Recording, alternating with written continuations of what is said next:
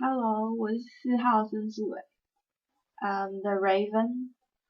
The following lines from a correspondence besides the deep quiet strain of the sentiments and the curious introduction of some ludicrous touches amidst the serious and impressive, as was doubtless intended by the author, appear to us one of the most felicitous specimens of unique rhyme which has for some time met our eye. The resources of English rhythm for varieties of melody, measure, and sound, producing corresponding diversities of effects, have been thoroughly studied, much more perceived, by very few poets in the language, while the classic tongues, especially the Greek, possess, by power of accents, several advantages for versification over our own, chiefly through greater abundance of spontaneity. We have other and very great advantages of sound by the modern usage of rhyme. Alliteration is nearly the only effect of that kind which the ancients had in common with us. It will be seen that much of the melody of the Raven arises from alliteration, and the studious usage of similar sounds in unusual places. In regard to its measure, it may be noted that if all the verses were like the second, they might probably be placed merely in short lines, producing a not uncommon form, but the presence in all the others of one line, mostly the second in the verse, which flows continuously, with only an aspirate pause in the middle, like that before the short lines in the Sapphic Adonics, while the fifth has at the middle pause no similarity of sound with any part besides, gives the versification an entirely different effect. We could wish the capacities of our noble language in prosody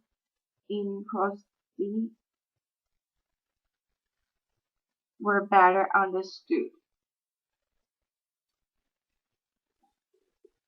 Once upon a midnight dreary, while I pondered, weak and weary,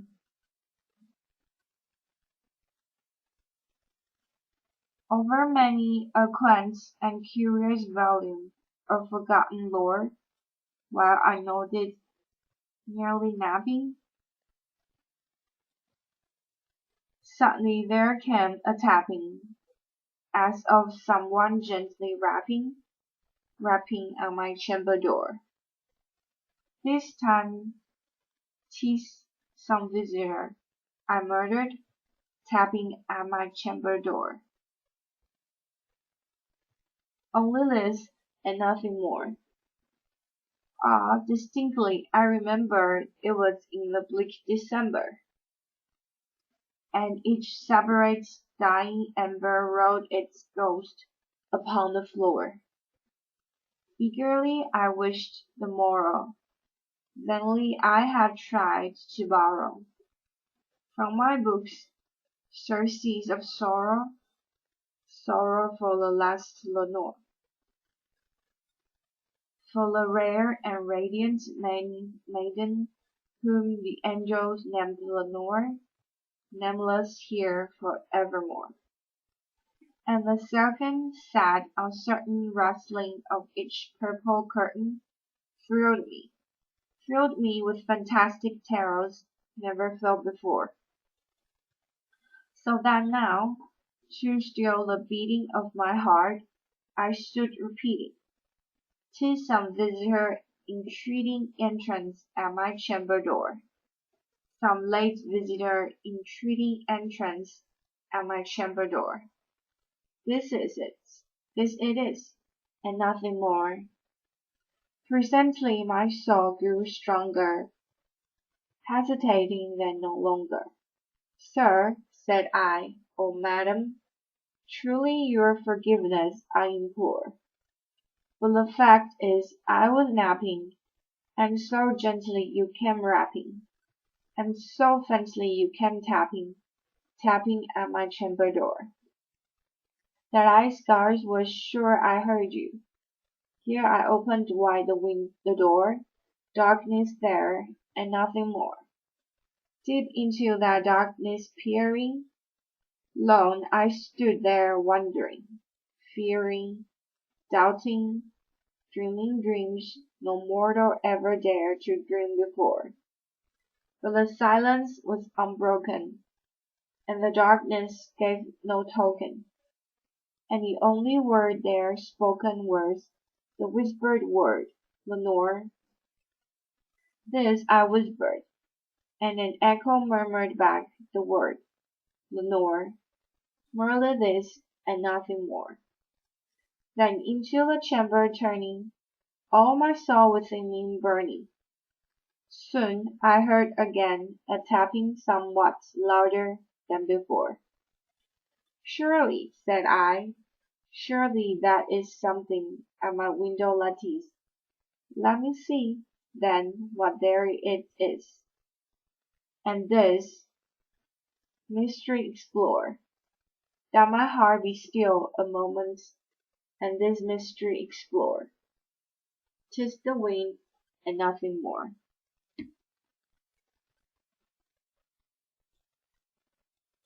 Upon here I flung the shutter, when, with many a flirt and flutter, in there stepped a stately raven of the stately days of yore.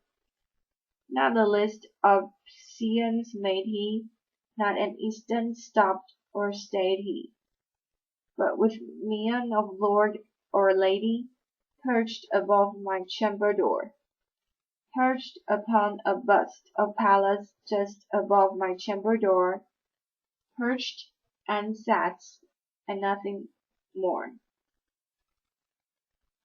Then this ebony bird beguiling my sad fancy into smiling.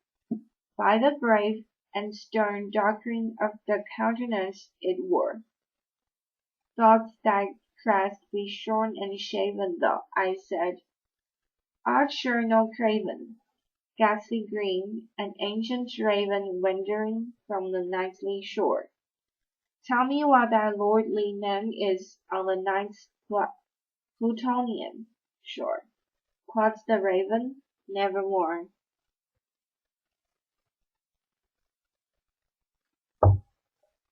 Much I marvelled this ungainly foe to hear discourse so plainly. Thought its answer little meaning, little relevancy bore, for we cannot help agreeing that no sublunary being ever yet was blessed with seeing bird above his chamber door, ever yet bird or beast upon the sculptured bust above his chamber door, with such name as Nevermore.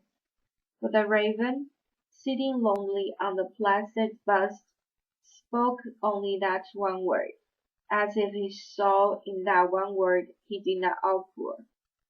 Nothing farther than he uttered, not a feather than he fluttered, till I scarcely more than muttered, other friends have flown before, on the morrow he will leave me, as my hopes have flown before, quoth the raven, nevermore. Wondering at the stillness broken by reply so aptly spoken.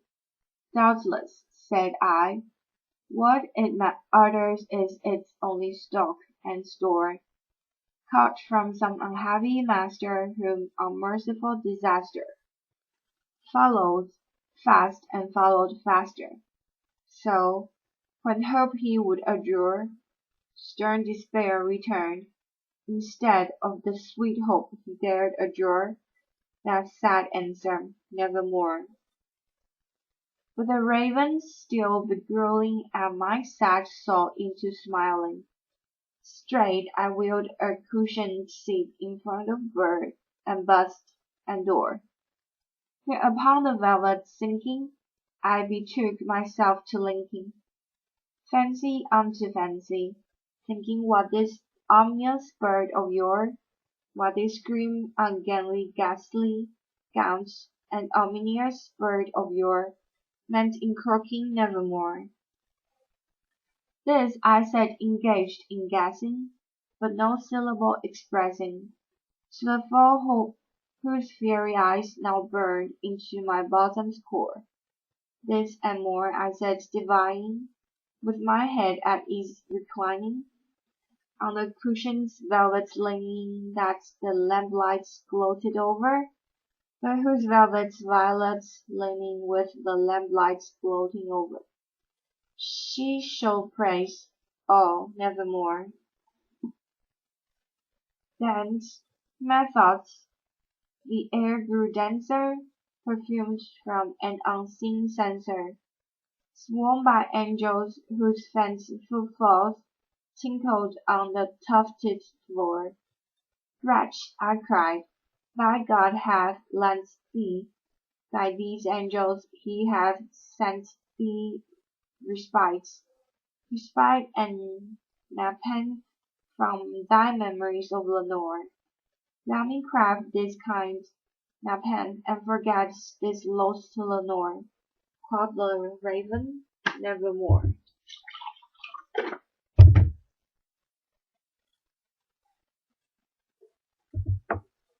Prophet, said I, think of evil. Prophet still, is bird or devil.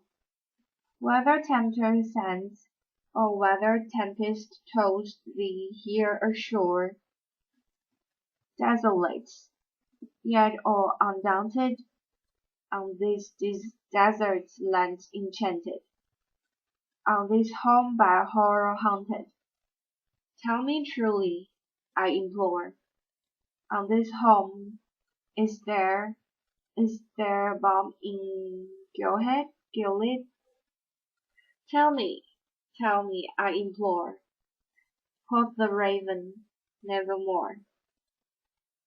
Prophet, said I, think of evil. Prophet still, if bird or devil, by that heaven that bends above us, by that God we both adore. Tell this soul with sorrow laden, if within the distant Aidenn it shall clasp a scented maiden, whom the angels name Lenore. Clasp a rare and radiant maiden, whom the angels name Lenore. Quoth the raven, nevermore.